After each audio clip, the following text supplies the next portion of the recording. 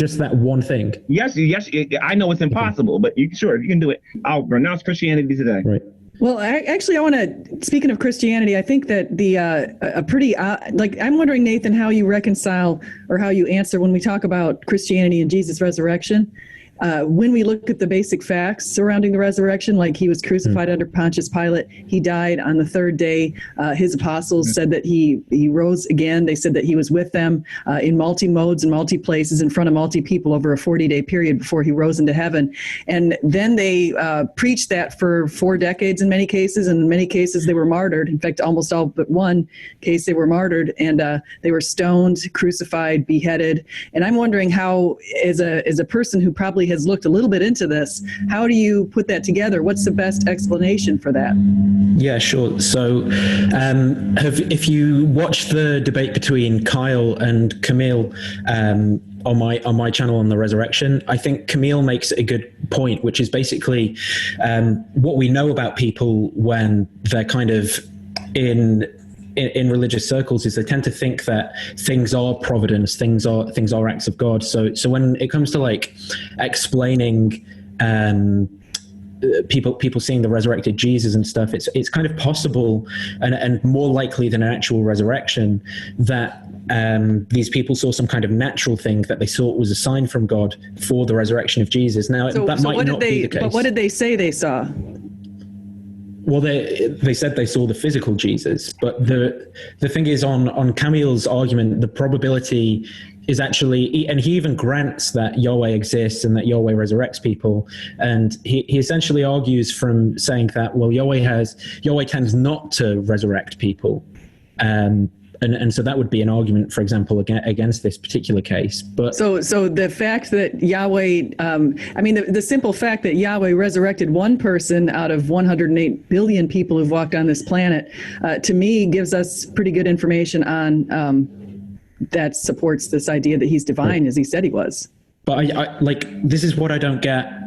I'm here in the 21st century. I don't think that people are risen from the dead. Like this just doesn't. Well, that's exactly it. Jesus is the exception, and that's why we believe he's God. Okay, but if let's say, and I don't want to go with but I'm sure you've seen like the flying man thing, right? If you go with you've got this text in the library and it claims that like a man's flying, and then you layer in all this kind of like minimal facts and stuff. It's like, there's no point at which someone who's being consistent pushes that towards the history section. It's only for this one thing where it's to do with Jesus, because it's wrapped up in the religion and the history and everything. That's the only time that. Now, I listened to part of your channel with Camille, and I didn't think because he doesn't explain the minimal facts. I just gave you the facts, and even your explanation doesn't give us an answer. Well, it's just essentially that either they were genuinely mistaken about the things they were saying or they were lying. So what motivation, if they were genuinely mistaken, don't you think they would have stopped preaching and saved their lives? I don't know. I certainly know people who aren't convinced of religion, but they want the kind of social status, they want the control over others, so they adopt religious beliefs in order to have like an alpha chimp position in the hierarchy and continue doing things. And I get that, and we see that today for sure, but we're talking about the ancient Christians and what happened to them in front of, what happened to them. So they basically spent about 4 decades in many cases preaching for Jesus, risking their lives, being stoned, beaten, jailed. If they were mistaken, they would have certainly, thrown in the towel. If they thought they were duped, they would certainly throw in the towel, and they got nothing material out of this whole deal. So and they may have believed it was true though, and also been wrong. Well, why would they have been wrong if they believed it was true? There's also the issue of whether or not they were lying or not, and that's the claim that atheists are making. But what motivation would they have to lie? They're not getting anything out of this deal. Well, it could, like I said, it could be the status and stuff, and then it could be...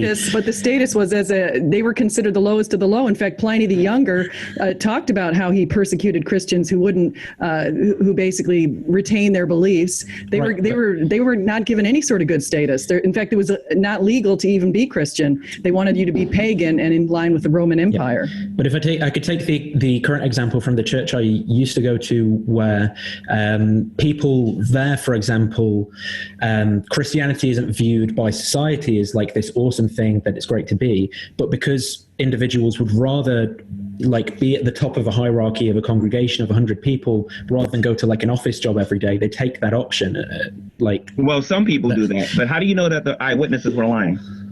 That's a knowledge claim. No, I don't know that that's the case, but I'm saying that it's more likely than someone being... It's more likely that they were lying then, right? Yeah. And you wasn't there. Okay, you wasn't there to witness any of this. I'm assuming you read all of the literature on it, right? I'm assuming you read. Well, I've not read all the literature. I'm assuming you read the 4 Gospels, right? Yes. Yeah. Okay, can you explain this to me? Because SJ talks about this a lot on her YouTube channel. The apostle, I'm sorry, he was a disciple at this particular point. I'm going to be very specific. Peter was a coward when Jesus was being crucified. He ran from he was hiding from the authorities because the authorities wanted to find everybody who was associated with Jesus. After Jesus rose from the dead and Peter witnessed his resurrection, and this is in Acts chapter 2, after the day of Pentecost, Peter was willing to die for his beliefs. Can you please explain to me how that makes any sense if he, just believed a lie? How do you go from hiding from the authorities to telling the authorities to their face that it's better for me to obey God than it is man?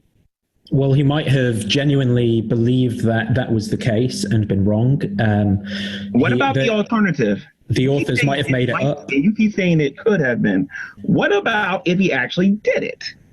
And he actually saw the resurrected Christ. I noticed that you're not using that. No, but that's what I'm saying. He might have thought he saw the resurrected Christ, but not like that is still more likely than an actual resurrection.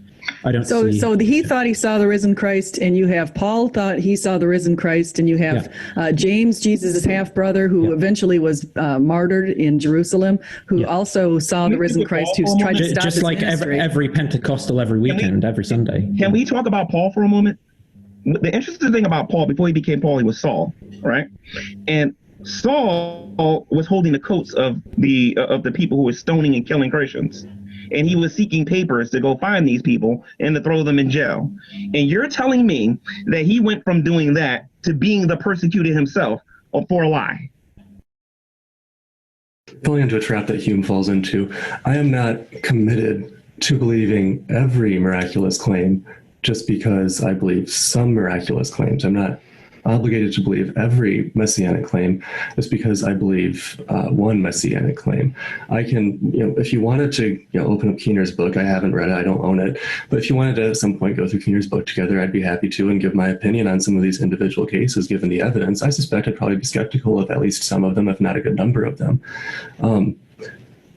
Really quick, I would just like to point out Hume does complain that so many of these miraculous events happen in these far gone, uncivilized, uneducated places. Hume was a little bit racist too, by the way.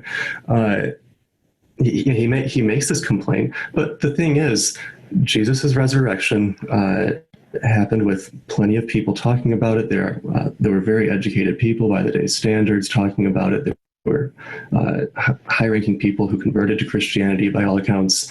And so that this isn't something we need to chalk up to some poorly testified event in some long gone, far gone place where, maybe they were just seeking social status, something, they didn't have the natural knowledge to realize that a rare physical phenomenon was at play that caused a healing rather than the divine hand of God. All things can happen. I'm not obligated to believe those. And we also can't conflate the prior probability of resurrection, given our background knowledge of Jesus, with the prior probability of miracles, given our background knowledge of all the different miracles that have happened.